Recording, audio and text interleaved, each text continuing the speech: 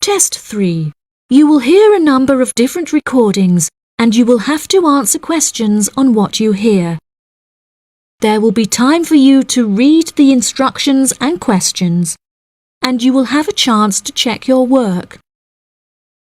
All the recordings will be played once only. The test is in 4 sections. At the end of the test, you will be given 10 minutes to transfer your answers to an answer sheet. Now turn to Section 1. Section 1. You will hear a conversation between 2 students talking about driving lessons. First, you have some time to look at questions 1 to 5.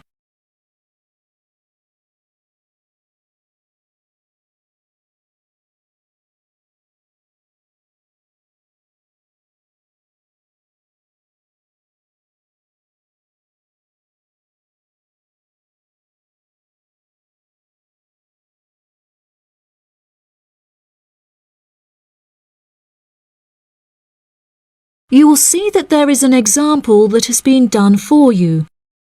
On this occasion only, the conversation relating to this will be played first.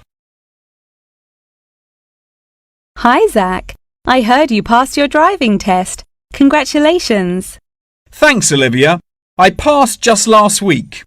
It feels great to be independent and driving on my own. I really want to take driving lessons, but I haven't been able to find a driving school that will give lessons during the weekends, so that I don't have to miss any classes at college.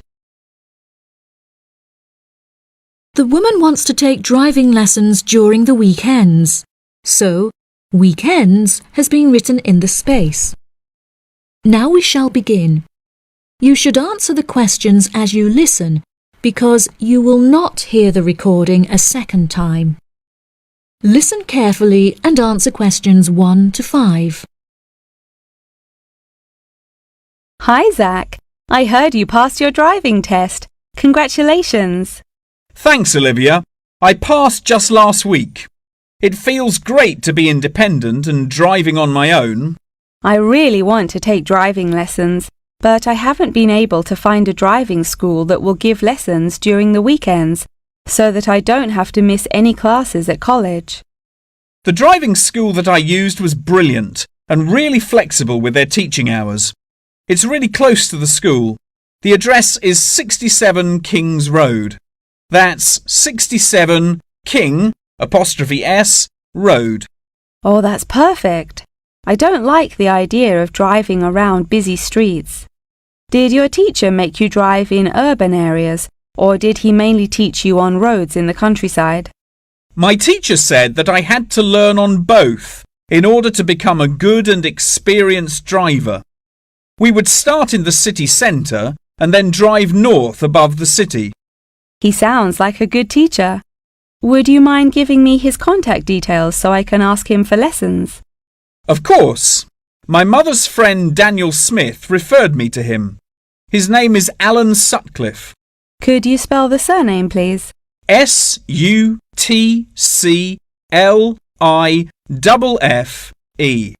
Thanks for helping me out. I'll give him a call tomorrow. I don't know if I should learn in a manual or automatic car. How do I decide? I wasn't sure which type of car to learn in either. In the end, I chose to learn in a manual car because once you've learnt how to drive manually, you can drive automatic as well. Most cars on the road are automatic nowadays. OK, I think I'll learn with the manual car too then.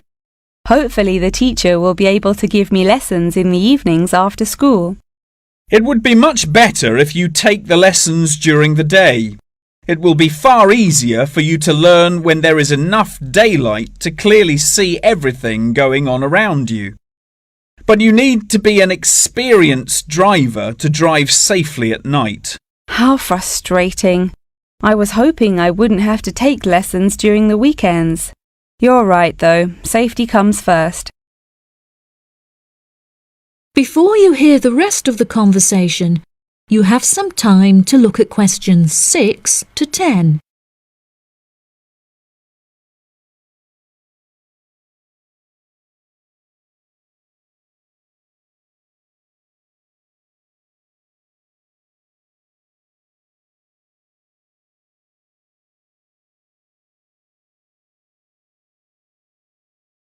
Now listen and answer questions 6 to 10.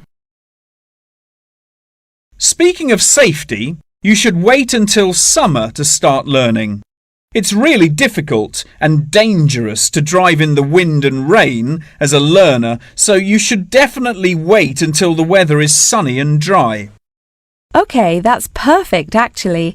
It will give me some time to save up some money to pay for the lessons. Tell me about it. I had to work for months before I had enough money saved up. It was worth all the work when I finally got my driving licence, though. The whole process is so expensive. How much did it cost you in the end? Well, each half-hour lesson cost $30, and then the final test cost $50. In total, it cost me about $300. Gosh, it's pretty expensive. How did you find the test?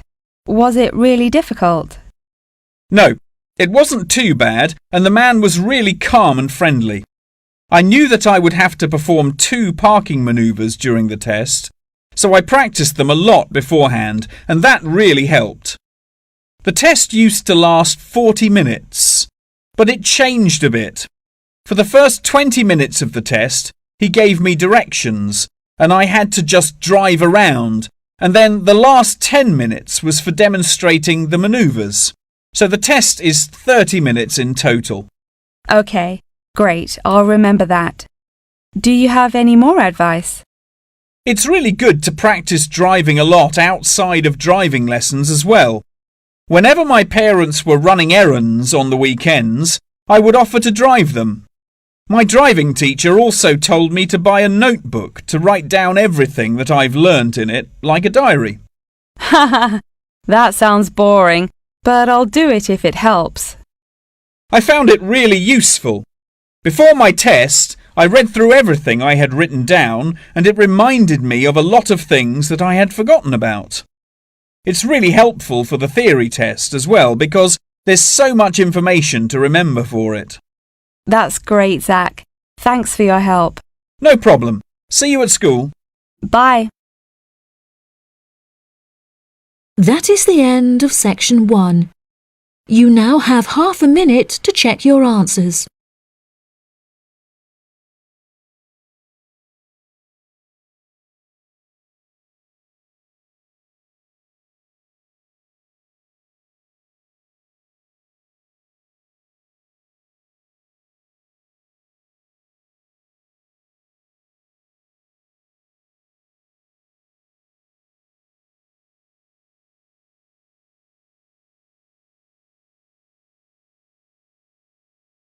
Now turn to section 2.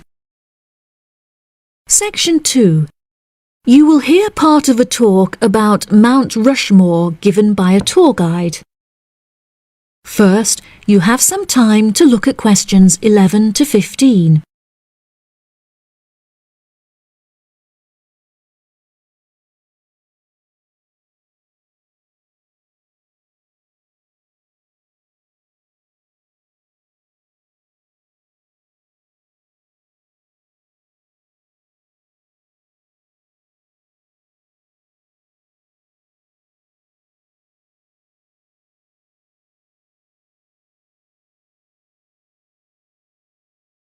Now listen carefully and answer questions 11 to 15. Good morning, everybody, and welcome to Mount Rushmore. To start your visit, I'm just going to give you a brief account of the history of the memorial before letting you roam about on your own. I won't keep you long, okay? Mount Rushmore is South Dakota's top tourist attraction and features the heads of 4 United States presidents: George Washington, Thomas Jefferson, Theodore Roosevelt, and Abraham Lincoln. Each head is 18 meters tall, which is taller than the heights of 11 people combined. The sculptor initially wanted to depict the presidents from head to waist, but due to a lack of funding, the construction had to stop before this vision could be realised. In total, it cost the government $1 million to sculpt the heads at Mount Rushmore. Before the construction of the presidents' heads, the mountain was just bare rock and forest, attracting only a few hikers a year. The new carving at Mount Rushmore has become an iconic symbol of presidential greatness and has appeared in works of fiction and other popular works. The sculpture has also worked perfectly as a way to develop tourism, which was its intended purpose, and now attracts over 2 million people a year. The original plan was to carve the presidents' faces into the granite pillars known as the Needles. However, the sculptor soon realised that these rocks were too eroded and delicate to support such a large sculpture. Instead, he chose to locate the carving at Mount Rushmore due to its grand appearance and brightly lit rock faces that experience maximum exposure to sunlight throughout the day as a result of the southeast orientation. Upon seeing Mount Rushmore, the sculptor declared, "America will march along that skyline." The name of Mount Rushmore also has an interesting history. The location was originally known as the Six Grandfathers.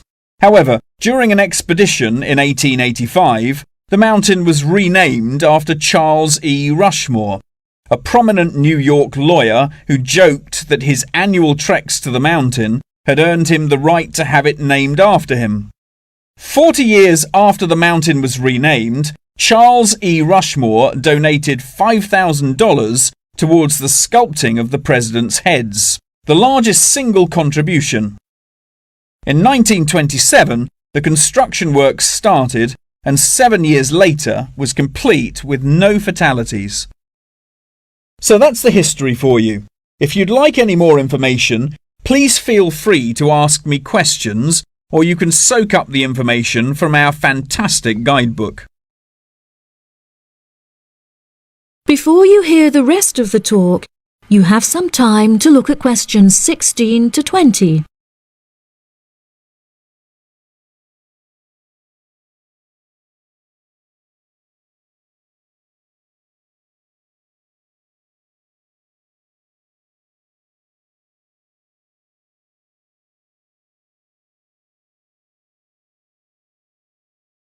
Now listen and answer questions 16 to 20. Now I'm going to give you a plan of the site, and I'd just like to point out where everything is so that you can explore everything for yourself. We're currently standing at the entrance, which is marked with the arrow on the map. If you follow the trail up to our left, you will find the information centre. There's a great photo booth there where you can have your photograph taken with Mount Rushmore in the background for a fee of only $10. What a great souvenir! In front of us is the refreshment centre, where you can help yourselves to coffee, locally grown tea, and a delicious selection of cold drinks and biscuits. Be sure to stay hydrated as it can get really hot up here. To our right, not far up the trail, is the gift shop. Here we sell copies of the guidebook, and it's also the perfect place to pick up some small souvenirs for yourself, your family and friends. Now, further up the trail, behind the gift shop, is a big stone building with a workshop. This is where all of our souvenirs are made by hand, which you can purchase in the gift shop, like I said before. Some are even carved from pieces of rock taken from Mount Rushmore itself. If you carry on walking up the trail past the workshop, you'll find our state-of-the-art visitor centre, where you can find maps of the walking trails here at Mount Rushmore. Now for the real treat. After you have walked past the visitor centre, you can follow the trail up to the left, which will take you to our wooden shelter. From here you will have the best view of Mount Rushmore that there is, an experience not be forgotten. Right, if anyone wants a guided tour, then I'm starting at the information centre. If you'd like to follow me, this way please. That is the end of section 2. You now have half a minute to check your answers.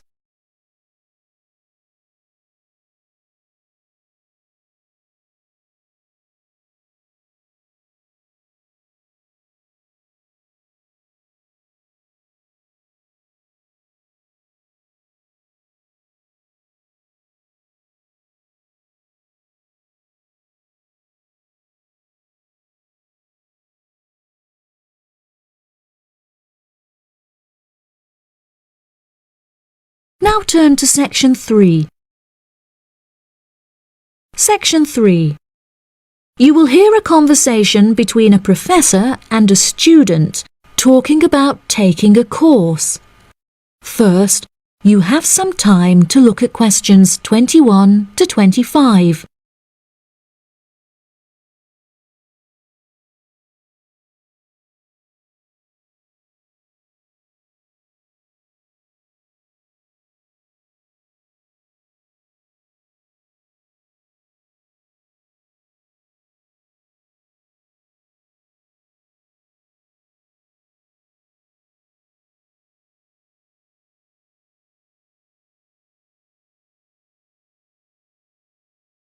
Now listen carefully and answer questions 21 to 25. Excuse me, Dr. Twain. May I speak with you for a minute? Of course, please come in. I'm Charlotte York. I'm considering taking your course in tourism. Right. Well, Charlotte, how can I help you? I have been considering studying tourism. However, it is such an important decision that I would like to seek some advice about it first. Would you mind answering some of my questions? Absolutely. Fire away. Well, I have been discussing courses with my parents, and they are concerned that I will not be able to get a well-paid job with a degree in tourism. The reason that I want to study the course is that I have a great interest in the subject, and I think I would really enjoy it. I believe the only way that I will enjoy my life is if I enjoy my career. Happiness is far more important than money, don't you think? Absolutely. I would much rather be happy and poor rather than rich and miserable. Money cannot buy you happiness. I'm glad you agree. You needn't worry about money, Charlotte. A large part of the tourism course is dedicated to teaching students how to manage finances, a skill that you can apply to your everyday life as well. I would also recommend that you take a sideline course in time management, as this can be incredibly useful in efficiently planning your workload. Efficiency is the key to success. I'll remember that. Now, I have found that some students have natural talents that really help them to succeed in the course. Communication skills, for example, can be very beneficial. Do you have any strengths? Maths was always my favourite subject at school, so I really enjoy solving mathematical problems. However, I find statistics quite difficult. I have always been very capable and self-sufficient. I have a lot of confidence in my abilities and will take the initiative in situations without needing to depend on anyone else for their help. That's a really great quality to have and will be particularly useful if you choose to study tourism. That's great. I would recommend that you spend some of your time researching the course. A lot of people who are uneducated on the subject claim that tourism is a shrinking industry and that it will become irrelevant in the future. If you study the published research, however, you will see that the truth is quite the opposite. The industry has, in fact, grown significantly as people have developed an ever-increasing interest in culture and travel. Have you compared the university course with a polytechnic? Yes, I have. I was interested in studying the course in modules. However, the university doesn't offer that option. I don't have enough funds to be able to attend an expensive university, so I was relieved to see that the course is quite affordable. I also considered attending a summer school instead of university to save money, and so that I could work during the rest of the year. But I really wanted the university experience. I think that university would suit you well. Before you hear the rest of the conversation, you have some time to look at questions 26 to 30.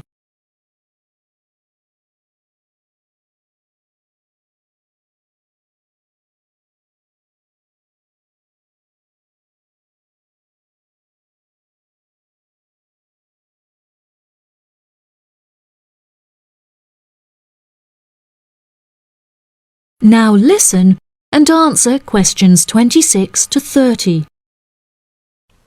Now, what about the courses?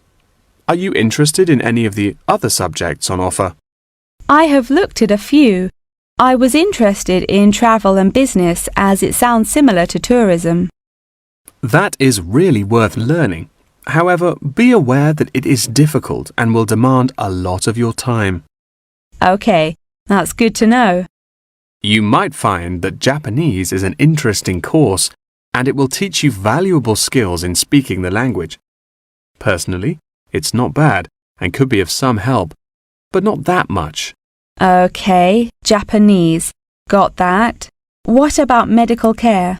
Well, if you have time, the course will teach you a lot about curing diseases and illnesses or dealing with injuries outside, although it's not essential. So, okay, if it's useful, I'll take it. If you enjoy using technology and are worried about fulfilling the entry requirements, computing is very relaxed about the skills that applicants must possess. I'm terrible with computers, so I'm not sure that I would enjoy that course. How about public relations? Yes, I would recommend that course. It would be related to entering the tourism industry, as it will educate you on how to approach clients and develop associations with them. That's great. Thank you so much for your help. That is the end of section 3. You now have half a minute to check your answers.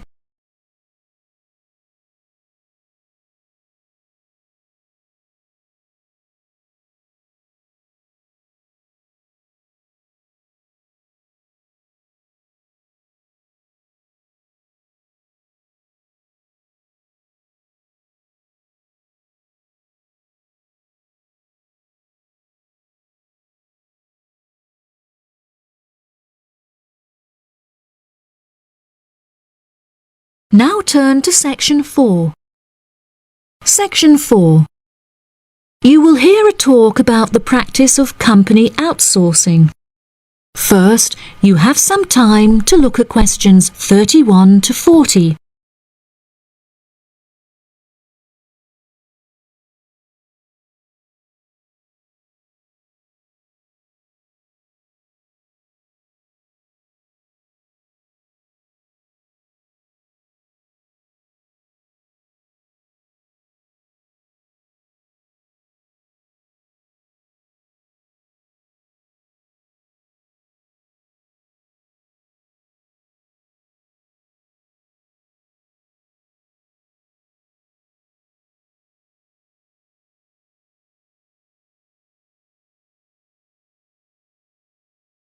Now listen carefully and answer questions 31 to 40.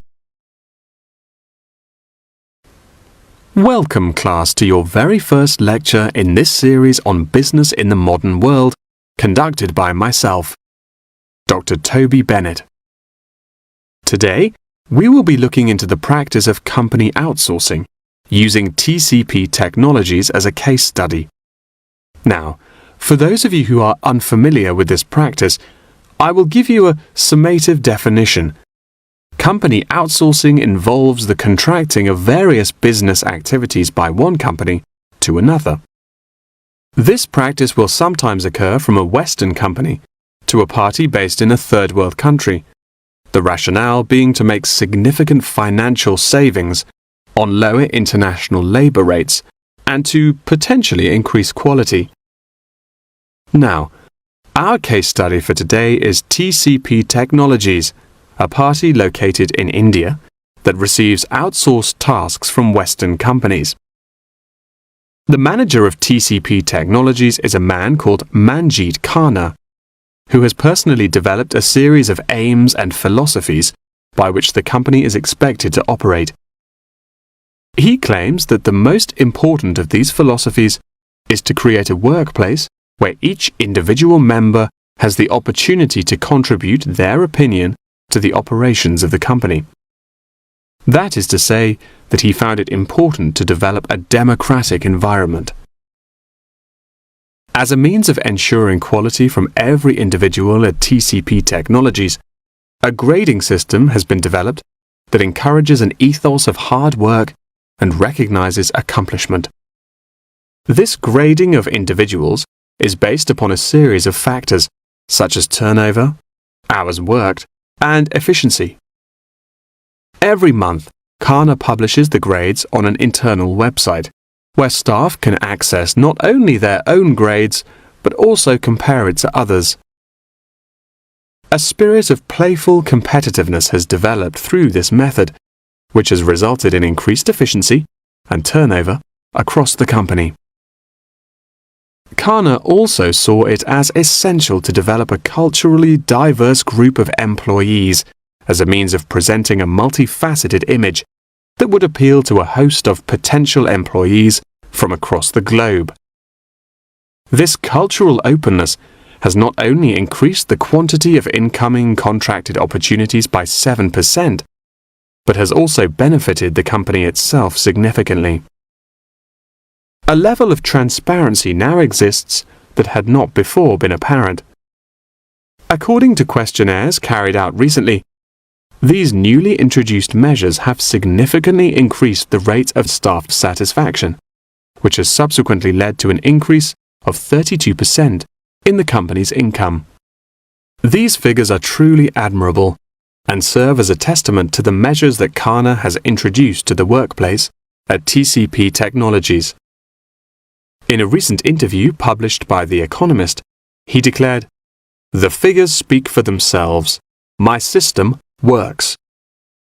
When asked if he had any advice for companies on methods they could employ to streamline workflow and increase turnover, he replied, "It's simple, really. A company must see itself not as one entity comprised of nameless components, but instead as a living organism composed of cells, each one essential to the functioning of the whole. I suggest that the motto by which your management operates will be employee first."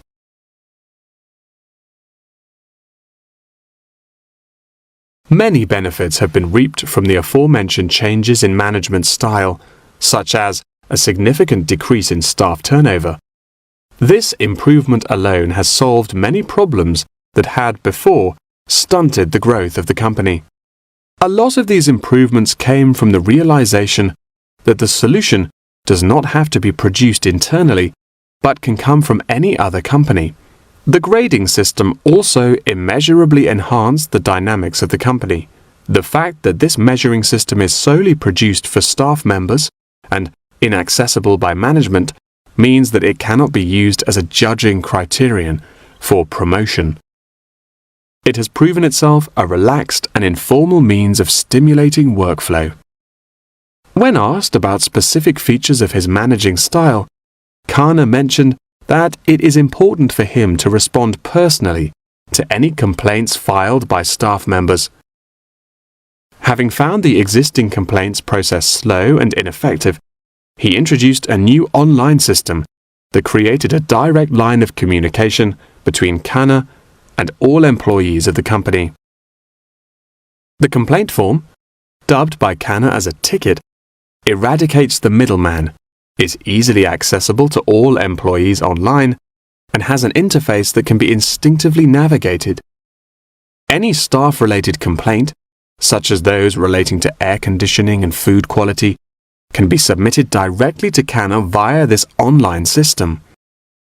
Entitlement to vacation is also a popular issue discussed through this forum.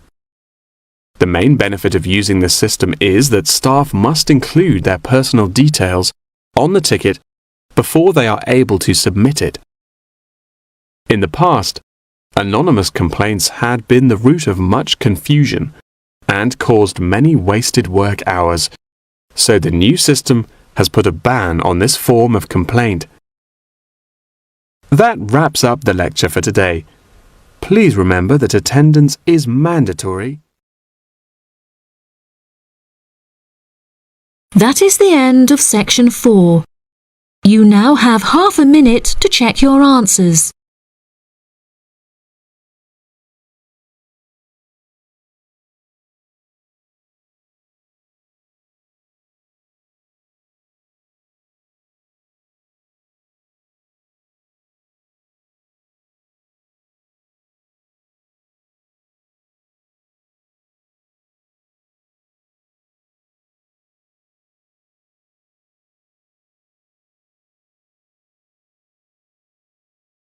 That is the end of the listening test. In the Ielts test, you will now have 10 minutes to transfer your answers to the answer sheet.